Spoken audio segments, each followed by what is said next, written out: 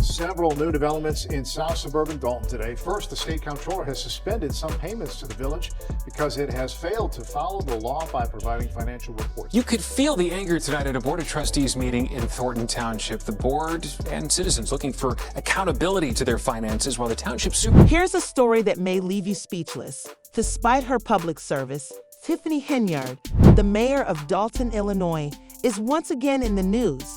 You would assume that someone earning six figures a year, apparently over $300,000, would be sufficiently wealthy to cover even the most basic expenses, like paying rent. However, this is where the situation becomes wildly unpredictable.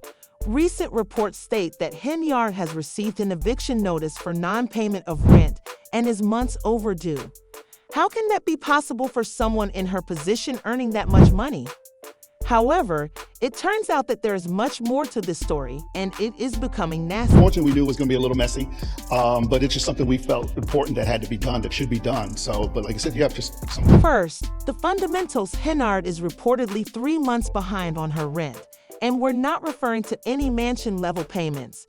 The rent is thought to be only about $1,100 a month. Yes, you read correctly. A person who makes what most people can only hope to make in a year couldn't seem to handle such a small rent. Henyard's name isn't the only one on the lease, which makes it even more curious. It makes sense that many are baffled by this one, since Camel Woods, her associate, has a connection to the property as well. What is actually occurring here? Is there subletting or something else going on behind the scenes? There a motion to terminate Keith. If that wasn't enough to stir things up, things got even murkier when the eviction notice was formally issued on September 18th, giving Henyard and her accomplice Woods only 5 days to leave the property. The sum owing was approximately $3,350 in back rent, and Henyard's attorney promptly jumped in and claimed the entire. Given that the scenario was founded on false pretenses, it just begs additional questions. Is the assertion that Henyard never signed the lease or that she paid the rent in this instance a case of false pretenses? And is this all a major misunderstanding? As you can see, this just serves to fuel the flames. Where is the true confusion here? And that is the finding of an investigation of village finances and the spending habits of beleaguered Mayor Tiffany. The eviction story is just another chapter in Tiffany Henyard's lengthy history of scandals, according to some. Her name has previously made headlines for all the wrong reasons, and many people view this as just the most recent instance of her dubious financial practices. Additionally, Henyard has previously been accused of using taxpayer funds for private pleasures. Imagine extravagant travel to destinations like Las Vegas. We're not referring to renting expensive cars or throwing lavish street parties. Keep in your pocket, she staged a big street celebration in her town last month, further solidifying her reputation as being unduly generous with public cash. Change here, these expenses are apparently in the tens of thousands, if not more. Not handle anything as relates to with credit cards. As you heard me speak today in my board meeting about, I do not handle that. Some of those charges are for you, though. No, sir. Since it appears that you don't simply forget to pay rent for 3 months, especially when you're managing public funds, could this eviction be a sign that Henyard is having financial difficulties? If she is behind on something as simple as rent, what else might be going on behind the scenes? Are things going out of control financially, or are the missed payments due to a more deliberate cause? Some suggest that Henyard may be making a calculated maneuver, putting herself in a position to say, if I were really stealing all this money, why can't I afford my rent? It's a stretch, but when someone has a record like hers, anything seems plausible. Absolutely not guilty of all 9 counts. I believe he's cooperating. And if you cooperate, you have to admit your guilt. Referring to records, Henyard's legal background is a different matter entirely. Public court records show she has a history of legal issues. In fact, she is facing dozens of cases that have either been settled recently or are still continuing against her, some of which have nothing to do with her position as mayor. Litigation, that her current eviction case, is the most recent addition to this list, which dates back to 2012 and includes topics like bank loans and personal obligations. It depicts a person who has been dealing with financial and legal issues for years. The government always does it, is to go and investigate people around her, and that's what they're doing. Rumors that Henyard may not even reside at the house she is being evicted from have added intrigue to the situation. Some insiders have conjectured that the house in question may be a trap house, not in the musical sense, and there are rumors that the property may be connected to some kind of unlawful activity, particularly since Henyard and Woods have allegedly denied the property owner permission to perform inspections. The lease probably contains a provision allowing the owner to inspect the property, but Henyard and Woods have blocked it. So why the secrecy? It only serves to heighten suspicions about the matter. Fired her chief of police late last year without any approval from the village board. So now Robert Collins has filed a lawsuit against the Henyards. It goes beyond simply not paying your rent.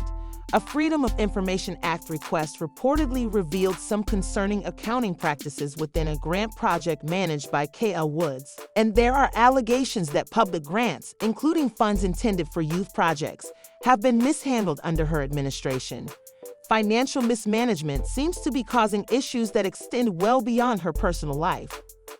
Many of the payments were made to people and organizations that raised serious concerns. For instance, Anthony Butler reportedly received over $66,000 for unclear reasons. This is just one example of many, and the irregularities are raising concerns because they imply that Henyard's financial difficulties go far beyond simply unpaid rent. Appointment, that's what the trustees I talked to are calling this. They say the news took them by surprise, and now they're talking to legal counsel to figure out their next. Let's revisit Henyard's reaction to all of this. Let's go back to Henyard's response to all of this through her attorney. She has stated that it's all a smear campaign planned by her enemies and that she is being attacked by what she claims is a dishonest board of trustees who are trying to discredit her. She has even gone so far as to call their actions attempts to counter the will of the people. But when you're dealing with a financial investigation, a rising number of charges and poor management, it's challenging to continue to present oneself as the victim because, to put it mildly, the public does not support her. Dalton locals are speaking out more and more about their displeasure with Henyard. Some have even begun referring to her as America's worst mayor, and it's understandable given everything that has come to light. For you? It's not paid by them. Did you fly first class to Las Vegas? Any other questions? Issues with grants and rent aren't the only ones causing conversation. The FBI is allegedly looking into Henyard's use of taxpayer funds for personal gain, including the cost of her security detail, which depleted the town's budget by hundreds of thousands of dollars. She is also the subject of a federal investigation for her financial expenditures, which adds an additional layer of scandal. Police overtime claims that some of the security expenditures happened while Henyard was out of town, even for personal reasons, simply serve to highlight her priorities and her management of public funds at a time when you're already being scrutinized for dubious spending. It doesn't exactly assist your case if you are using taxpayer money to fly first class. To address some things as your supervisor, there will be no comments, there will be anything, it'll just be me addressing you guys, telling you what. The fact that Dalton's citizens are demanding her resignation is not surprising, but like previous scandals, Henyard is refusing to go quietly. She has insisted on continuing, arguing that she is being unfairly singled out because she is a woman in authority. As a member of a boy club that doesn't want to see women flourish, it's unclear whether that accusation is true or not. But the facts are clear. She's being investigated, facing eviction, and her financial transactions are still dubious at best. Shameful. Y'all are a disgrace. We're watching the fall of this administration. The public's response to this situation is what makes it even more complicated. If you look through the comments on social media or YouTube videos that cover the story, you'll find a lot of anger and incredulity. One commenter stated that she doesn't pay bills at all unless taxpayers pay, and it's difficult to argue with that, especially in light of the multiple reports of her using public funds for personal expenses. Another commenter suggested that perhaps she's doing. I can hear her now, but you're all out there accusing me of stealing money and asking why I don't have enough to pay my rent. I know it's a stretch, but this is just how ratchet I think she is. That's a bold statement, but it shows how much public trust in Henyard has eroded to the point where people are willing to believe almost anything about her, which is never good for any politician. Her chief of police late last year without any approval from the village board. So now Robert Collins has filed a... What will happen next? Considering that her eviction court date is October 22nd, everyone is watching Henyard to see how things play out. Will she be able to get herself out of this situation? Or will this be the conclusion of her political career? Only time will tell, but one thing is for sure.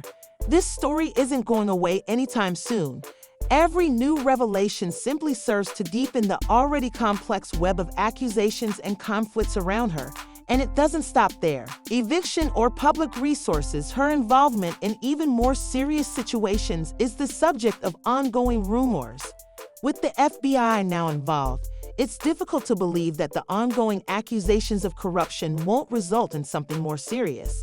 Some have already predicted that there will be more lawsuits and investigations soon, particularly if more information about the mismanagement of public grants comes to light.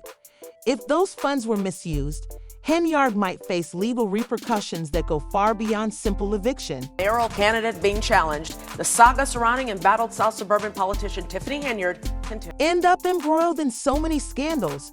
Is it just a case of bad judgment, or is there something more sinister going on? Ultimately, it's difficult to say, but one thing is certain: Dalton residents deserve answers. They want to know where their money is going and why their mayor is unable to get her financial situation under control, which raises the crucial question that everyone is wondering. Will Tiffany Henyard be able to get past this? Or is this the start of the end for her political career? Please share your thoughts in the comments section below. And don't forget to like for additional updates on this ongoing story. Subscribe. Until we meet again, thanks for watching Visual Vortex.